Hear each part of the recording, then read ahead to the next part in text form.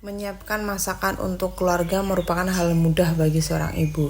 Tapi memilih menu yang ingin dimasak setiap hari merupakan hal tersulit bagi seorang ibu.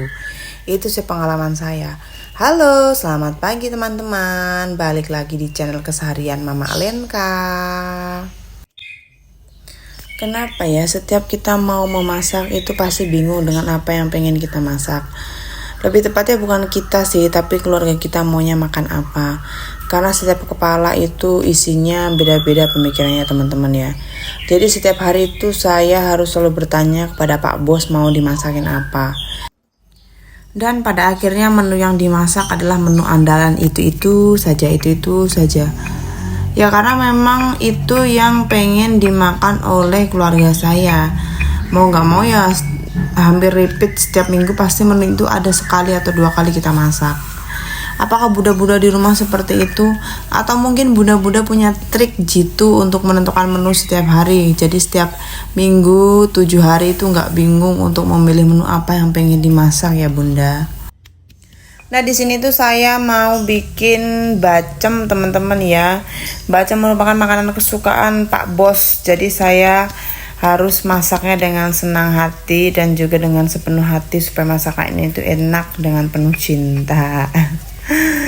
Agak lebih dikit ya bun, nggak apa-apa lah ya.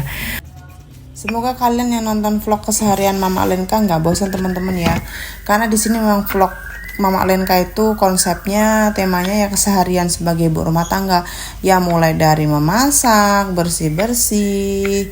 Intinya keseharian seorang ibu-ibu rumah tangga itu kegiatannya apa aja sih, begitu aja sih. Cuman lebih sering yang aku record di sini itu memang yang masak-masak ya, karena memang yang bisa disambi untuk sambil nge-record itu yang masak-masak teman-teman ya. Karena kalau punya baby kecil itu super duper rumit. Apalagi kalau babynya itu nggak kondusif untuk diajak kerja sama teman-temannya, yang ada cuma rewel, ngeringi sana ngeringi sini. Jadi ya mau nggak mau kita tinggalkan pekerjaan yang lain dulu. Yang penting anak kita senang. Nggak apa-apa rumah kita berantakan, yang penting anak kita happy dulu bunda. Wah curhat begini takutnya diketawain sama yang udah pada master jadi seorang ibu nih. Tapi ya nggak apa-apa ya, karena ini kan yang aku rasain ya teman-teman ya. Mungkin yang sudah master boleh sharing gimana cara mengasuh anak supaya anak happy terus, gampang disambi. Ternyata jadi seorang ibu tuh susah-susah gampang ya teman-teman ya untuk seorang pemula seperti saya. Tapi aku salut juga sih sama ibu-ibu di luar sana yang anaknya masih balita di atas 2 tahun atau di bawah 1 tahun yang sudah mulai program hamil lagi, dalam artian ingin diberikan adik lagi. Karena kalau di sini prinsipnya teman-teman ya, mereka itu maunya repot sekalian, biar kecil-kecil sekali ngurusnya sekalian gitu. Nanti kalau udah gede kan udah gampang. Cuman kalau di kampung itu beda teman-teman. Kalau di kampung itu masih banyak persepsi kakaknya itu harus bisa ngemong dulu baru nanti bisa dikasih adik, dalam artian mungkin jangka waktu 5 tahun, 7 tahun, anak pertama umurnya segitu baru nanti akan diprogram adik. Ayo bunda-bunda sekalian pilih prinsip yang mana nih, yang sudah besar baru dikasih adik atau yang masih kecil dikasih adik biar repot sekalian. Nah kalau kalian tanya prinsipku itu pilih yang mana, sejujurnya masih bingung teman-teman, karena yang aku alami saat ini tuh ya pengennya masih fokus ke anak satu dulu sih, belum ada planning buat nambah lagi atau gimana ya. Cuman kalau ngeliat anak yang lain kecil-kecil gitu berdua atau bertiga yang umurnya nggak beda jauh terus bajunya sama-sama tuh kayaknya lucu gitu teman-teman. Tapi pas ngerawatnya itu nggak lucu.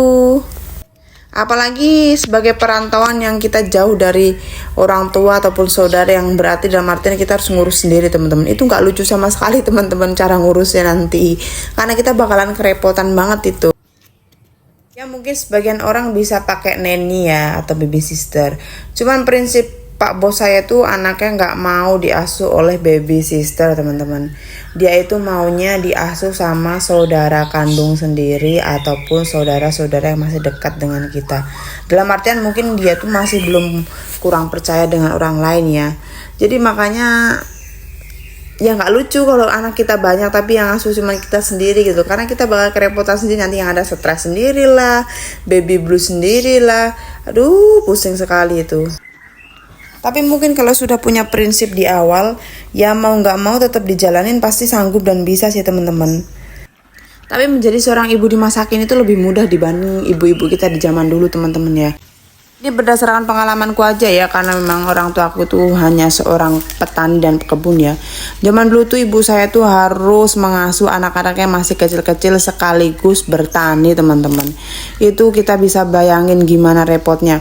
Sudah mengasuh anak, bertani, berberes-beres rumah, mengerjakan pekerjaan rumah lainnya, dan masih banyak lagi pekerjaan yang mereka lakukan di zaman dulu teman-teman. Karena orang-orang zaman dulu itu nggak mau nyantai teman-teman. Semua itu dikerjain. Yang penting bisa menghasilkan uang pasti dikerjain teman-teman. Nggak mandang berapa capeknya, betapa susahnya ngurus anak sambil bekerja dan lain sebagainya. Kita yang sebagai ibu masa kini aja kadang yang kita sambil bekerja sebagai rumah tangga aja suka mengeluh ya. Apalagi ibu kita zaman dahulu. Tapi setelah dipikir-pikir teman-teman ya, berarti mental kita itu kurang kuat ya kalau dibandingkan dengan ibu kita di zaman dulu ya. Kita mentalnya mental tempe. Nah, tiba-tiba aja di sini masakan aku sudah mateng ya. Ini hasil akhir dari bacem yang aku buat seperti ini teman-teman. Ini kelihatannya pekat banget, hitam banget, kecoklatan gitu karena memang ini manis banget. Karena memang Pak Bos aku tuh maunya manis kalau bacem. Nah, videonya ini aku lanjut di siang menuju sore hari teman-teman ya. Ini aku lagi mau ngangkat baju kering. Nah, di situ aku tuh lagi cari anak aku karena anak aku kan baru mulai belajar merangkak ya. Jadi udah kemana-mana dan ini aku gendong aja. Karena tadi tuh dia sudah menghilang ke dalam rumah ngobrak-ngabrik makanan burung teman-teman yang nanti dimarahin sama bapaknya. Ya kurang lebihnya begini lah teman-teman ya, jadi ibu rumah tangga sambil ngomong. Mungkin kalau di kampung enak ya ada yang ngajak ataupun saudara ataupun siapa yang bantu ngomongin. Kalau di sini ya semua apa-apa sendiri teman-teman.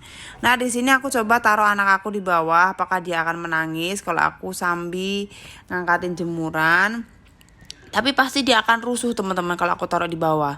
Coba lihat aja ini, dia akan mulai nyamperin keranjang baju bersihku teman-teman. Aduh ini pasti mau diacak-acak teman-teman.